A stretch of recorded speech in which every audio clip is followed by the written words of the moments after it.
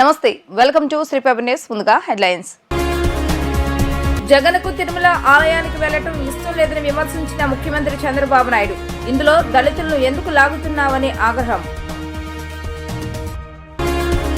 Camp కార్యాలయంలో వినతులు స్వీకరించిన డిప్యూటీ సీఎం పవన్ కళ్యాణ్ సమస్యలు పరిష్కరించాలని ఎన్టీఆర్ జిల్లా కలెక్టర్కు ఆదేశం. తిరుమల పర్యటనను రద్దు చేసుకున్న వైసీపీ అధినేత జగన్. మనం ఎలాంటి దేశంలో నివసిస్తున్నామని ప్రశ్న. జగన్ను తిరుమలకు వెళ్లొద్దని ఎవరూ చెప్పలేదని సీఎం చంద్రబాబు నాయుడు అన్నారు. తిరుమల హిందువులకు పవిత్రమైన పుణ్యక్షేత్రమని ఆచారాలు పాటించుకుంటే భక్తుల మనోభావాలు దెబ్బతింటాయన్నారు. జగన్ చెప్పిన అబద్ధానే పదే పదే చెప్తున్నారని మండిపడ్డారు.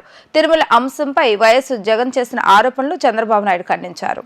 జగన్ను తిరుమలకు వెళ్లవద్దని ఎవరూ చెప్పలేదని, ర్యాలీలు జన సమీకరణలు చేయవద్దని మాత్రమే చెప్పామని సీఎం చంద్రబాబు నాయుడు స్పష్టం చేశారు. సచివాలయంలో ఏర్పాటు చేసిన మీడియా సమావేశంలో చంద్రబాబు నాయుడు మాట్లాడారు. వైఎస్ఆర్సీపీ అధ్యక్షుడు వైఎస్ జగన్పై ఆ పార్టీపై తీవ్ర స్థాయిలో సీఎం మండిపడ్డారు. జగన్ను తిరుమలకు వెళ్లవద్దని ఎవరైనా నోటీసులు ఇచ్చారా అని ప్రశ్నించారు. తిరుపతిలో పోలీస్ యాక్ట్ 30 అమల్లో ఉందని, ఎలాంటి అవాంఛనీయ ఘటనలు జరగకుండా జాగ్రత్తలు తీసుకున్నామన్నారు.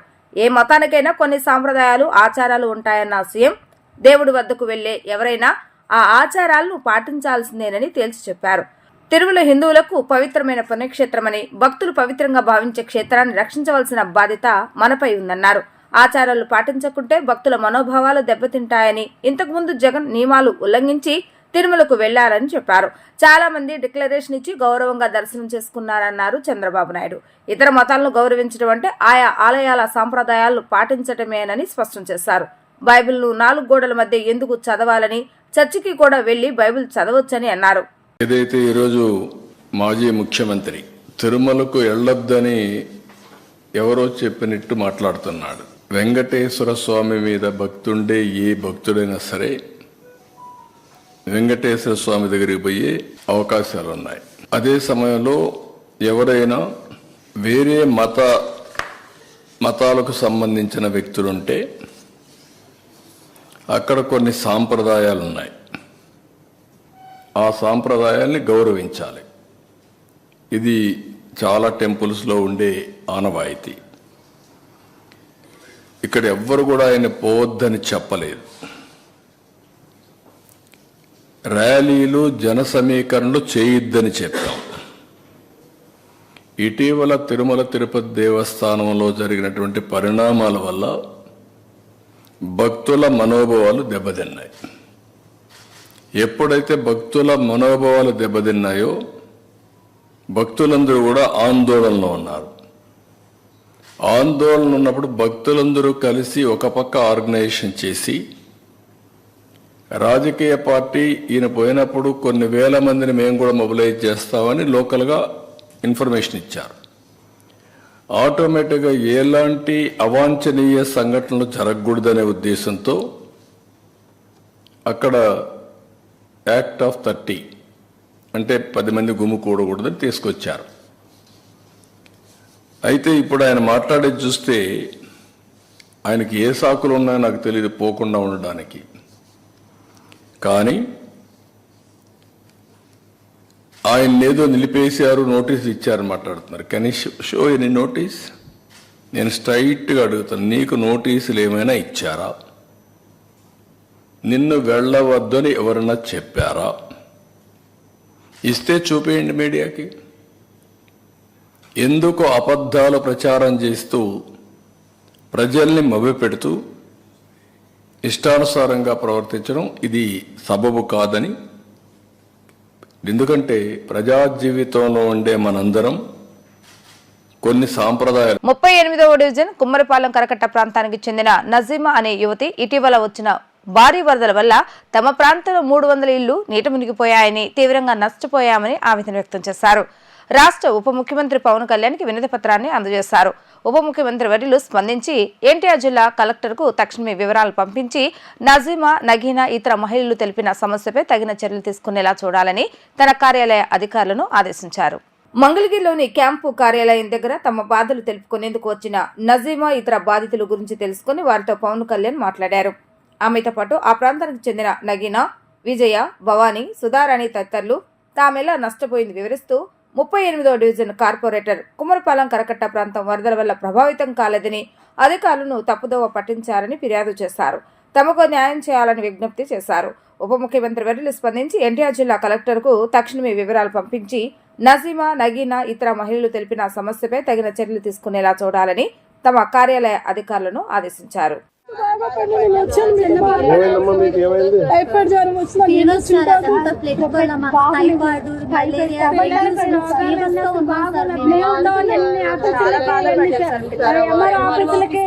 ఎమ్మెల్యే గారి దగ్గరికి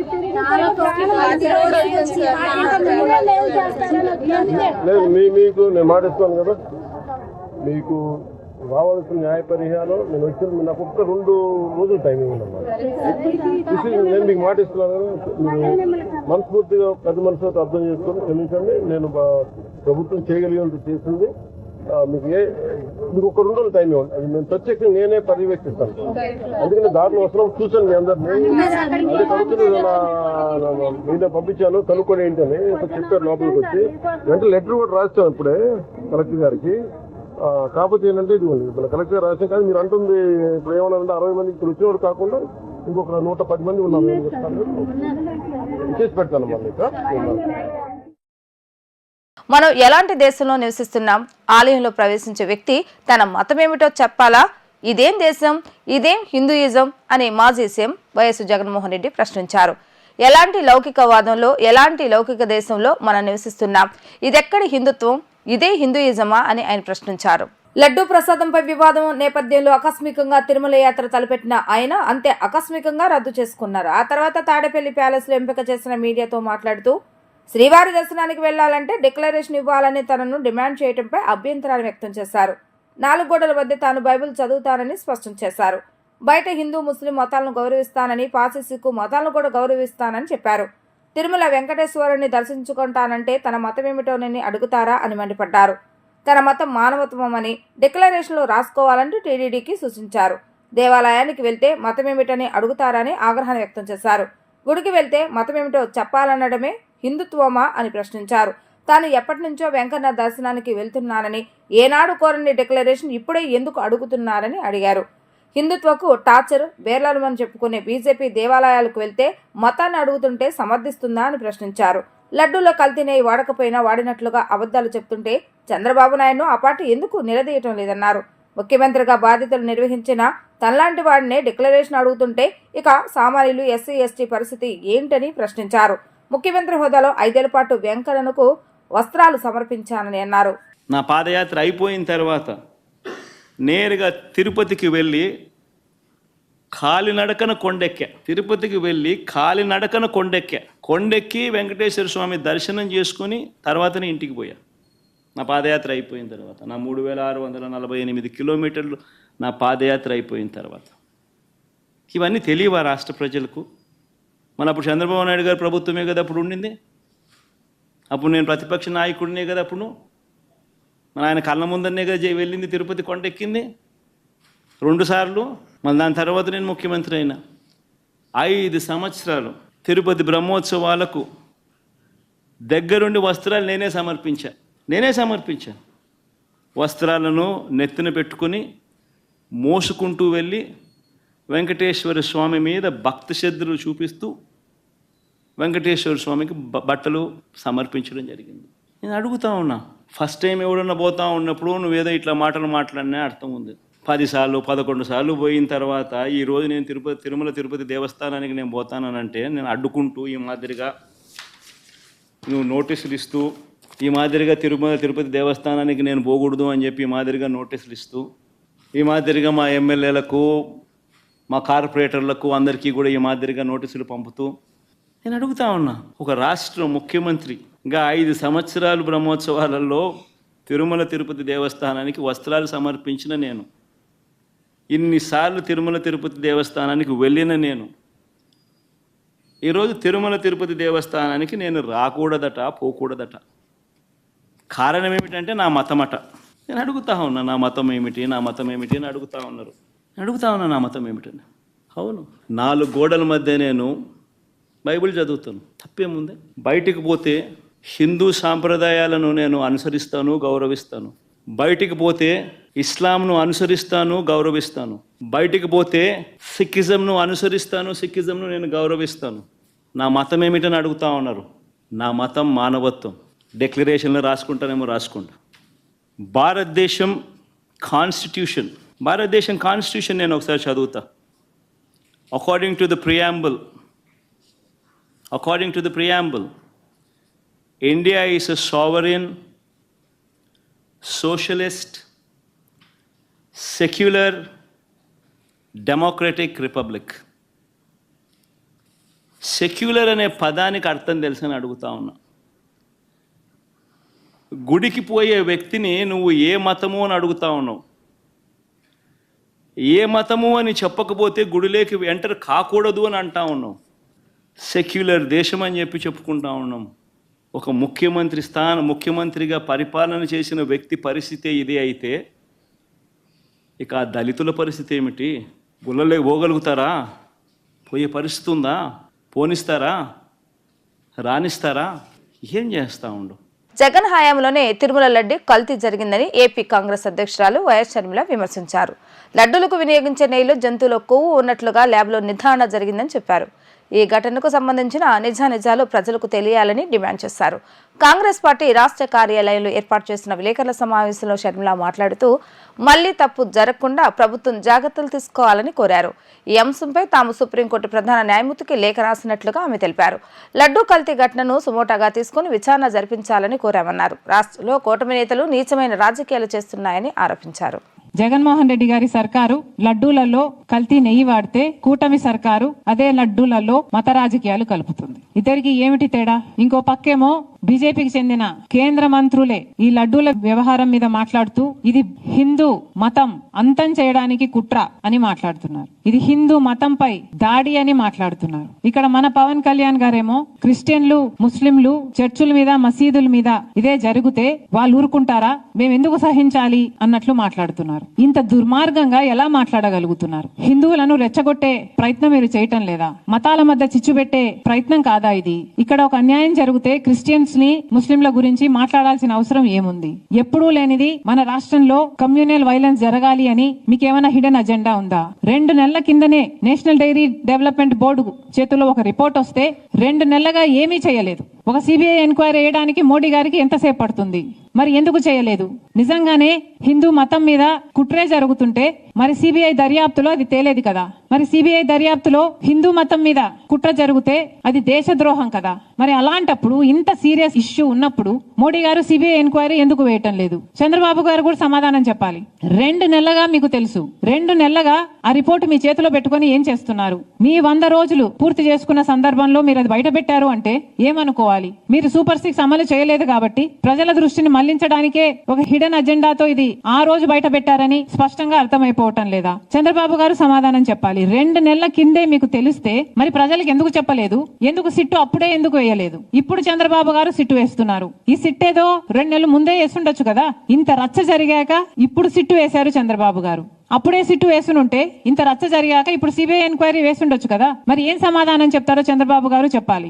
ఇన్ని ఆధారాలు, ఇన్ని రిపోర్ట్లు మీ చేతుల్లో పెట్టుకొని కూడా ఈరోజు ఒకవైపు తెలుగుదేశం పార్టీ అయినా, పవన్ కళ్యాణ్ గారైనా, బీజేపీ అయినా, జగన్మోహన్ రెడ్డి గారైనా అందరూ కలిసి నీచమైన మత రాజకీయాలు చేస్తున్నారు. మొన్నెక్కడో ఒక రాముల వారి రథం తగలబెట్టారని విన్నాం. వీళ్ళు చేస్తున్న ఈ క్రియలకు, వీళ్ళు మాట్లాడుతున్న మాటలకు ఇవి ఎక్కడికి దారి తీస్తాయి అన్న స్పృహ లేకుండా, అన్న ఇంగితమన్నా లేకుండా రెస్పాన్సిబుల్ పొజిషన్స్ లో ఉన్న వాళ్ళు మాట్లాడాల్సిన మాటలేనా ఇవి?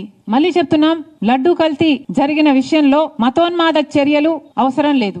సవాళ్లు, ప్రతి సవాళ్లు కూడా అవసరం లేదు. దీక్షలు, ప్రమాణాలు అంతకంటే అవసరం లేదు. ఇక్కడ కావాల్సిందల్లా నిజం. ప్రజలకు నిజం తెలియాలి. ఈ తప్పు ఎవరు చేశారు, పెద్ద చేపలా, చిన్న చేపలా, ప్రజలకు నిజం తెలియాలి. చర్యలు తీసుకోవాలి. మళ్ళీ ఈ తప్పు జరగకుండా జాగ్రత్త పడాలి. అది మానేసి ఇలా నీచమైన మత రాజకీయాలు చేయడం చాలా దుర్మార్గం. మేము దీనికి వ్యతిరేకం. కాంగ్రెస్ పార్టీ ఒక సెక్యులర్ పార్టీ. కాంగ్రెస్ పార్టీ రాజ్యాంగాన్ని గౌరవించే పార్టీ. కాంగ్రెస్ పార్టీ అన్ని మతాలని గౌరవిస్తుంది, అన్ని కులాలను గౌరవిస్తుంది, అన్ని భాషలను అన్ని ప్రాంతాలను గౌరవించే పార్టీ కాంగ్రెస్ పార్టీ. మా నాయకుడు రాహుల్ గాంధీ గారు సోదర భావం కోసం, ప్రేమను పెంచడం కోసం కన్యాకుమారి నుంచి కశ్మీర్ వరకు వేల కిలోమీటర్లు పాదయాత్ర చేసిన వాడు మా నాయకుడు. కాబట్టి ఇంత నీచమైన రాజకీయాలు చేయడం మేము తట్టుకోలేకపోతున్నాం. కానీ ఎన్నిసార్లు అడిగినా అటు మోడీ గారు గాని ఇటు చంద్రబాబు గారు గాని సిబిఐ ఎంక్వైరీ వేయటం లేదు. కాబట్టి మేము కాంగ్రెస్ పార్టీ ఈ రోజు సుప్రీం కోర్టు చీఫ్ జస్టిస్ గారికి ఒక లేఖ రాయడం జరిగింది. ఈ లేఖ ద్వారా సిబిఐ ఎంక్వైరీ జరగాలి అని, ఎందుకు జరగాలో దాని కారణాలన్నీ వివరించడం జరిగింది.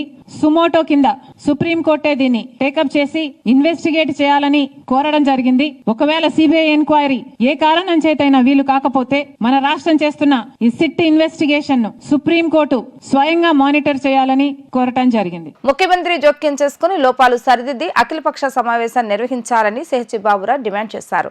బాధితులకు ఆర్థిక సహాయం పెంచాలని అన్నారు. బొడమేరు వరద ప్రాంతాలైన అజిత్ సింగ్ నగర్, వడ్డెర కాలనీ, ఎల్బీఎస్ నగర్ తదితర ప్రాంతాల్లో బాబురావు, సిపిఎం సిటీ కార్యదర్శి బి రమణారావు పర్యటించారు. బ్యాంక్ అధికారులను కలిసి బ్యాంకులలో వస్తున్న సమస్యలు పరిష్కరించాలని విజ్ఞప్తి చేశారు. బాధితులు నరకయాతన పడ్డారని, ప్రభుత్వ సహాయం పొందడం కోసం తీవ్ర ఇబ్బందులు ఎదుర్కొంటున్నారని అన్నారు. బాధితులకు ఎక్కడా సరైన సమాధానం దొరకటం లేదని అన్నారు. పేర్లు నమోదు కాక కొందరు, నమోదైన ఆర్థిక సహాయం విడుదల కాక మరికొందరు ఆందోళన చెందుతున్నారని అన్నారు. బ్యాంకు వాళ్ళు, గవర్నమెంట్ వాళ్ళు ఉండి ఎవరికి ఏ ఇబ్బంది వచ్చినా అన్ని డిపార్ట్మెంట్లు కలిపి ఒక చోట పరిష్కారం చేయాలి. డిపార్ట్మెంట్లో పరిష్కారం చేసేది జనాన్ని తిరగమంటే వాళ్ళు ఏం చేయగలుగుతారు? ఈ ఏరియాలో ప్రతి ఇల్లు మునిగిపోయింది. మరి ఇల్లు మునిగిపోయిన వాటిలోంచి మళ్ళీ మీ ఇల్లు మునిగింది, మీ ఇల్లు మునగలేదు అంటానికి అసలు వేరే అవకాశమే లేదు. ఇక్కడ మొత్తం 100% మునిగిపోయిందని గతంలోనే ప్రభుత్వం వారు చూశారు, చెప్పారు. దానికి తోడు ఇవాళ ఎంక్వైరీ రెండోసారి అన్నారు, చేశారు. ఇప్పటికి వాటికి ఏమవుతుందో తెలియదు. కొంతమందికి బ్యాంకులో డబ్బులు పడుతున్నాయి. బ్యాంకు వాళ్ళు మీరు అంతకుముందు అప్పు తీసుకున్నారని ఆ అప్పు కింద ఈ డబ్బులు జమ వేసుకున్నారు. వరదలో ఉన్న వాళ్ళు తినడానికి లేకుండా గవర్నమెంట్ డబ్బులు ఇస్తే బ్యాంకు వాళ్ళు జమ వేసుకోవటం ఏంటి? ఇదొకటే కాదు, ఇవాళ ప్రతి చోట ఇటువంటి అనేక రకాల ఇబ్బందులు ఉన్నాయి. రెండోది, మున్సిపాలిటీలో పనిచేసిన వాళ్ళు ఉన్నారు, వాళ్ళంతా డ్యూటీలో ఉన్నారు, వాళ్ళకి ఎంక్వైరీ సరిగ్గా జరగల. 15 రోజులు డ్యూటీకి వెళ్ళా. ఇవాళ ఆ డ్యూటీ కింద ఆబ్సెంట్ వేస్తారా? వాళ్ళకి జీతంతో కూడిన సెలవు ఇవ్వాలని కోరుతున్నాం. దాని మీద నోరు మెదపట్ల ప్రభుత్వం వాళ్ళు. అంతస్తులో ఉంటే పైన అంతస్తులో ఉన్నట్టు నమోదు చేసుకెళ్లారు. ఇవన్నీ ఎవరు సరి చేయాలి? గెలిచిన నాయకులు, ప్రజాప్రతినిధులు దగ్గరుండి వాటన్నిటిని పరిష్కరించేటట్టుగా, అది ఎంఆర్ఓ ఆఫీసులో పెడతారా, సచివాలయంలో పెడతారా, కలెక్టర్ ఆఫీసులో పెడతారో పరిష్కారం చేయాలి. మేము మాత్రం డబ్బేసేసాం, మీకు మాత్రం ఖాతాలో పడకపోతే ఇచ్చి ఉపయోగం ఏముంది? ఆ 25,000 ఏ మూలకి చాలు. ఇవాళ ఒక మంచం, ఒక పరుపు కూడా రావట్లా. దాంతో పోనీ ఏదో ఒకట్లే తర్వాత మిగతా సహాయం అడుగుదామనంటే ఈ 25,000, 10,000 కూడా ఇన్ని రకాల తిప్పలు పెడతామంటే రేషన్ కార్డు లేకపోతే ఇవ్వన్నారు. పెళ్ళైన వాళ్ళకి రేషన్ కార్డు ఎవరు ఇవ్వాలి? గవర్నమెంట్ వాళ్ళు ఇవ్వాలి. మరి పెళ్ళైన కుటుంబాలన్నింటిలో ఒకటే కింద లెక్కేస్తే వాళ్ళకి సహాయం ఎలా వస్తుంది? ఇప్పటిదాకా నరకయాతన పడ్డారు. గవర్నమెంట్ డబ్బు వేసిన తర్వాత కూడా మళ్ళీ ఇన్ని రకాల తిరకాసులు పెడితే పేదవాళ్ళు ఎక్కడైనా తిరగలుగుతారు, బాధితులు ఎక్కడికైనా తిరగలుగుతారు. దానికి తోడు ఇవాళ ఇళ్ళన్నీ దెబ్బతినిపోయినాయి, ఇల్లు కూలిపోతున్నాయి. మీరు 25,000 ఇవ్వటమే కాదు, దాన్ని 50,000 కనీసం పెంచాలి. అలాగే దెబ్బతిన్న ఇళ్ళన్నిటిని మళ్ళీ ప్రభుత్వమే 5 లక్షల రూపాయల సహాయం చేసి ఆ ఇళ్ళు కట్టించి ఇవ్వాలి. లేదు కట్టుకోవడానికి వాళ్ళకి డబ్బు ఇవ్వండి. ఎందుకంటే ఇప్పటికీ సగం కూలిపోయినాయి.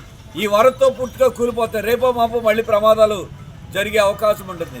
ఉంగుటూరు మండలం తెలప్రోరు జాతీయ రహదారిపై గుర్తు తెలియని వ్యక్తులు గంజాయితో బ్యాగులు వదిలి పారిపోయారు. గంజాయి బ్యాగులతో ఏలూరు వైపు నుంచి విజయవాడ వస్తుండగా పోలీసులు చూసి గంజాయి రవాణా చేసే బ్యాచ్ పారిపోయారు. స్కూటీ, ఫోన్, 2 గంజాయి బ్యాగులను ఆత్కూరు పోలీసులు స్వాధీనం చేసుకున్నారు. గంజాయి బ్యాగులు వదిలి పారిపోయిన వ్యక్తుల కోసం పోలీసులు గాలింపు చర్యలు చేపట్టారు. లక్ష్యాన్ని చేరుకునే విధంగా కార్యకర్తలు మరింత కృషి చేయాలని AP BJP chief Daggubati Purandeswari పిలుపునిచ్చారు. గతంలో సభ్యత్వ నమోదు కార్యక్రమంలో కృషి చేసిన వారందరినీ ఆమె అభినందించారు. ఏపీలో 30 లక్షల మంది పార్టీ సభ్యత్వం తీసుకునే విధంగా కార్యకర్తలు కృషి చేయాలని అన్నారు. Bhavanipuram RTC work shop road లో ఒక ఫంక్షన్ హాల్లో బీజేపీ సభ్యత్వ నమోదు సమీక్ష సమావేశం జరిగింది. ఈ సందర్భంగా బీజేపీ రాష్ట్ర అధ్యక్షురాలు దగ్గుపాటి పురంధేశ్వరి ప్రారంభ ఉపన్యాసంలో అనేక ముఖ్యమైన విషయాలు మాట్లాడారు. గత రాష్ట్ర ప్రభుత్వంలో ప్రజల పక్షాన ఉండి ప్రభుత్వం చేసిన దుర్మార్గ పనులను ఎత్తిచూపుతూ ప్రజా ఆందోళన చేశామని అన్నారు. ఇసుక, మద్యం మాఫియాపై బీజేపీ ఉద్యమం చేసిందని అన్నారు. పోలవరం రైల్వే జోన్, అమరావతి రాజధానికి కేంద్ర ప్రభుత్వం ఇతోధికంగా సహకారం అందజేస్తుంది. స్టీల్ ప్లాంట్ ను కేంద్రం త్వరలో అభివృద్ధి బాటలో పెడతామని అన్నారు. కూటమి ప్రభుత్వం వచ్చాక ఉచిత ఇసుక విధానం ప్రజల కోసం అమలు చేస్తున్నామన్నారు. ఏపీలో ఎన్డీఏ కూటమి ఆధ్వర్యంలో మంచి పాలన సాగుతుందని అన్నారు. వైసీపీ పాలనలో 13 జిల్లాల్లో వారికి నచ్చిన వారికి ఇసుక రీచులు కట్టబెట్టి దోపిడీ చేశారని ఆమె ఆరోపించారు. జగన్ ప్రభుత్వంలో జరిగిన అవినీతిని ప్రజల్లోకి తీసుకువెళ్లాలని అన్నారు. బీజేపీ ప్రజల పక్షాన నిలబడి వారి కోసం వారితో కలిసి నడవాలని ఆమె పిలుపునిచ్చారు. అన్ని మతస్థులను టీటీడీ బోర్డులో స్థానం ఉండకూడదని బీజేపీ పోరాటం చేస్తుందని అన్నారు. ఎన్నికలైన వెనువెంటనే ప్రవేశపెట్టినటువంటి బడ్జెట్ మనం చూసినట్లయితే రాష్ట్రానికి ప్రత్యేకించి ఇవాళ పోలవరం నిర్మాణం ఆగిపోయినటువంటి విషయం రివర్స్ టెండరింగ్ అని అన్నారు. రివర్స్ టెండరింగ్ అనేది పోలవరాన్నే రివర్స్లో తీసుకెళ్తుంది అనేటువంటి విషయం మనం గమనించలేదు. కానీ ఆగిపోయినటువంటి పోలవరం నిర్మాణానికి కేంద్రం ఇవాళ 12,500 కోట్ల రూపాయలని మంజూరు చేసింది. ఏదైతే డయాఫ్రమ్ వాల్ దెబ్బతిందో ఆ ఒక్క డయాఫ్రమ్ వాల్ కట్టడానికే దగ్గర 1000 కోట్లు అయితే అది కూడా మేము ఇస్తామని చెప్పి కేంద్రం ఒప్పుకుంది. అదేవిధంగా ఇవాళ రాజధాని లేని రాష్ట్రం ఏదన్నా భారతదేశంలో ఉన్నదంటే ఆ కీర్తి మన ఆంధ్రప్రదేశ్కి దక్కుతుంది. కానీ అమరావతికి భారతీయ జనతా పార్టీ కట్టుబడి ఉన్నది. ఇప్పుడు బడ్జెట్లో 15,000 కోట్లని కేటాయించడం మాత్రమే కాకుండా ఇంతకు ముందు సైతం డిపిఆర్ లేదు, ఒక డిపిఆర్ లేదు, డిజైన్ లేదు, అయినా కూడా 2,500 కోట్ల మంజూరు చేయడం కావచ్చు, అమరావతి బాహ్య రోడ్డుకి సంబంధించి 20,000 కోట్ల రూపాయలని మంజూరు చేయడం కావచ్చు, అనంతపూర్ నుండి అమరావతికి ఎక్స్ప్రెస్ వే 29,000 కోట్లని మంజూరు చేయడం కావచ్చు. ఇవన్నీ కూడా ఇంతకు ముందు భారతీయ జనతా పార్టీ ప్రభుత్వం చేసింది. అదేవిధంగా ఇప్పుడు తిరిగి 15,000 కోట్ల రూపాయలకి ఇవాళ అమరావతి నిర్మాణానికి కట్టుబడి ఉన్నది. అదేవిధంగా విశాఖ స్టీల్ ప్లాంట్ ఉంది, ఖచ్చితంగా ఆంధ్రుల హక్కే. కేంద్ర ప్రభుత్వం ఎప్పుడూ కూడా విశాఖ స్టీల్ ప్లాంట్ని లాభాల్లోకి ఎలా తీసుకురావాలి అని చూస్తున్నటువంటి విషయం. మనం చెప్తే అవహేళన చేశారు. కానీ మొన్న మధ్యన రాష్ట్ర ముఖ్యమంత్రి గారు అయినటువంటి చంద్రబాబు నాయుడు గారు వారు కూడా నొక్కి వక్కాణించినటువంటి విషయం అదే. కేంద్ర ప్రభుత్వం ఈ విశాఖ స్టీల్ ప్లాంట్ని లాభాల్లోకి ఎలా తీసుకురావాలా అని ఆలోచిస్తుంది. కానీ ఇప్పుడప్పుడే దాన్ని డిస్ఇన్వెస్ట్ చేయాలి అనేటువంటి ఆలోచన అయితే వెంటనే లేదు. ఇక్కడ ప్రైవేటీకరణకి డిస్ఇన్వెస్ట్మెంట్కి మనం తేడా తెలుసుకోవాలి. ఇక్కడ ఉన్నటువంటి ప్రతిపక్ష నాయకులు ఏమంటున్నారు? ప్రైవేటీకరణ అంటున్నారు. ప్రైవేటీకరణ కాదు, తనకున్నటువంటి ఆ భాగస్వామ్యం ఏదైతే ఉందో దాన్ని యథావిధిగా కొనసాగిస్తూ లాభాల్లోకి విశాఖ స్టీల్ ప్లాంట్ని ఎలా తీసుకురావాలి అనే ఆలోచన. అదేవిధంగా రైల్వే జోన్, ఇంతకు ముందున్నటువంటి ప్రభుత్వాన్ని భూమి కేటాయించమంటే అనువుగానటువంటి భూమిని కేటాయించారు. చిన్నపాటి వర్షం పడితే నీళ్లు అక్కడ నిలబడిపోతాయి. పదే ఇది వద్దు, మాకు వేరే భూమిని కేటాయించండి అంటే కేటాయించలేదు. కానీ నెపం ఎవరి మీద వేశారండి? కేంద్ర ప్రభుత్వం మీద. కేంద్ర ప్రభుత్వం ముందుకు రావడం లేదు, ఆంధ్ర రాష్ట్రానికి అన్యాయం చేస్తుంది. అంటే వారు చేసినటువంటి తప్పుని మన మీద రుద్దడానికి వారు చేసినటువంటి ప్రయత్నం. కానీ ఇవాళ ఎప్పుడైతే ఎన్డీఏ కూటమి రాష్ట్రంలో కూడా పగ్గాలు చేపట్టిందో చంద్రబాబు నాయుడు గారు ముఖ్యమంత్రిగా వారు ఇప్పుడు భూమి కేటాయించడానికి సన్నద్ధంగా ఉన్నారు. భూమి వచ్చిన వెంటనే రైల్వే జోన్ నిర్మాణం ప్రారంభమవుతుంది, అక్కడ బిల్డింగ్లన్నీ కూడా ప్రారంభమవుతాయి. అదేవిధంగా రాష్ట్రానికి అన్ని విధాలా తన సహకారాన్ని కేంద్రం అందిస్తూనే వస్తుంది. కనుక ఎటువంటి సంకోచం లేకుండా మన ప్రజల వద్దకు వెళ్ళి ఇంత సహకారాన్ని మేము చేస్తున్నాం, సహకారం అని కాదు, మీకు రావాల్సినటువంటిది మీ హక్కుగా మీకు ఇస్తున్నాం, కనుక మమ్మల్ని ఆశీర్వదించండి అని అడగడంలో మనకు ఎటువంటి సంకోచం అవసరం లేదు అని చెప్పి నేను మీ అందరికీ కూడా నేను తెలియజేస్తున్నటువంటి విషయం. జనావాసాల్లోకి ఏనుగుల సంచారం కారణంగా ఎదురవుతున్న ఇబ్బందులను పరిష్కరించేందుకు ప్రభుత్వం చర్యలు తీసుకుంటుందని డిప్యూటీ సీఎం పవన్ కళ్యాణ్ తెలిపారు. ఈ విషయంపై పవన్ కళ్యాణ్ కు కర్ణాటక మంత్రి ఈశ్వర్ ఖండ్రే అక్కడ అధికారులతో చర్చించారు. ఈ మేరకు కుంకి ఏనుగుల అంశంపై ఏపీ కర్ణాటక ప్రభుత్వాల మధ్య ఒప్పందం కుదిరింది. రాష్ట్రంలో ఏనుగుల దాడులను అరికట్టేందుకు కుంకి ఏనుగులను ఉపయోగించనున్నట్లుగా డిప్యూటీ సీఎం పవన్ కళ్యాణ్ తెలిపారు. చిత్తూరు, పార్వతీపురం, మన్యం, శ్రీకాకుళం జిల్లాలోని జనావాసాల్లోకి ఏనుగుల సంచారం కారణంగా ఎదురవుతున్న ఇబ్బందులను పరిష్కరించేందుకు ప్రభుత్వం చర్యలు తీసుకుంది. ఈ విషయంపై ఇటీవల పవన్ కళ్యాణ్ బెంగళూరు వెళ్లి కర్ణాటక మంత్రి ఈశ్వర్ ఖండ్రే అక్కడ అధికారులతో చర్చించారు. కుంకి ఏనుగులను పంపాలని ప్రతిపాదించగా వారు సానుకూలంగా స్పందించారు. ఈ మేరకు ఇవాళ కుంకి ఏనుగుల అంశంపై ఏపీ, కర్ణాటక ప్రభుత్వాల మధ్య ఒప్పందం కుదిరింది. డిప్యూటీ సీఎం పవన్ కళ్యాణ్, కర్ణాటక మంత్రి ఈశ్వర్ ఖండ్రే సమక్షంలో ఇరు రాష్ట్రాల అటవీశాఖ అధికారులు ఒప్పంద పత్రాలను మార్చుకున్నారు. కర్ణాటక నుంచి 8 కుంకి ఏనుగులు దసరా తర్వాత ఏపీకి వస్తాయని పవన్ కళ్యాణ్ తెలిపారు. అటవీశాఖ ఈ ఏనుగుల సమస్య బాగా డీల్ చేస్తుందని చెప్పారని తెలిపారు. ఏనుగులు పంట పొలాలను ధ్వంసం చేస్తున్నాయని స్పష్టం చేశారు. ఏనుగులు తమిళనాడు, కర్ణాటక ఇలా వివిధ రాష్ట్రాల నుంచి వస్తున్నాయని అన్నారు. With Honorable Chief Minister Sri Chandrababu Naidu ji, in one of our review meetings, he said we should have a 50% cover. 50% green cover should be there in the entirety of Andhra Pradesh state, and we are planning forward. And in Vidhan Sauda in Bengaluru, August 8, 2024, we laid the foundation for this collaboration. The discussions were fruitful, and we agreed to establish an institutional mechanism through a memorandum of understanding for effective coordination and implementation of our shared objectives. The issue of human-elephant conflict remains a major concern, particularly in Chittoor district, where incidents of human deaths, crop loss, and elephant deaths is a regular or recurring. We have only one elephant camp at Naniyala, but our aging Kunki elephants are unable to manage the crisis. I would like to thank the Karnataka government for considering our request to provide additional Kunkis and training support to establish a new elephant camp.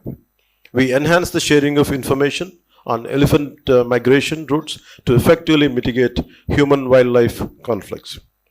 The implementation of the advanced alert system will facilitate real-time information dissemination to communities at risk, effectively safeguarding both people and wildlife from potential conflicts.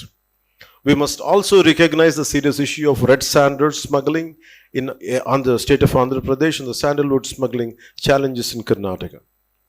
Joint efforts in intelligence sharing and enforcement will help curb these illegal activities. The growing threat of wildlife poaching and trafficking in border areas is quite a pressing concern to all of us. Together, we can develop strategies to protect our wildlife, to protect our forests, and to protect our environment. I'm particularly impressed by the innovative IT solutions developed by the Karnataka Forest Department. Just to bring it to your notice, once I came back here, I called all my other department, which is Panchayat Raj. I told them a lot of good practices are being done in Forest Department by Karnataka Forest Department. IT solutions are extremely good. I think we have to take cue from them. We have to learn from them. Even not just Forest Department, I told my Panchayat Department higher official also to go into it to share to understand how they are handling it. వార్తలు ముగించే ముందు headlines మరొకసారి. జగన్కు తిరుమల ఆలయానికి వెళ్లటం ఇష్టం లేదని విమర్శించిన ముఖ్యమంత్రి చంద్రబాబు నాయుడు. ఇందులో దళితులను ఎందుకు లాగుతున్నావని ఆగ్రహం. క్యాంపు కార్యాలయంలో వినతులు స్వీకరించిన డిప్యూటీ సీఎం పవన్ కళ్యాణ్ సమస్యలు పరిష్కరించాలని ఎన్టీఆర్ జిల్లా కలెక్టర్కు ఆదేశం. తిరుమల పర్యటనను రద్దు చేసుకున్న వైసీపీ అధినేత జగన్. మనం ఎలాంటి దేశంలో నివసిస్తున్నామని ప్రశ్న. ఇవి ఈరోజు వార్తా విశేషాలు. మరలా తిరిగి ప్రసారం వార్తలు మళ్ళీ కలుద్దాం. అంతవరకు సెలవు. నమస్కారం.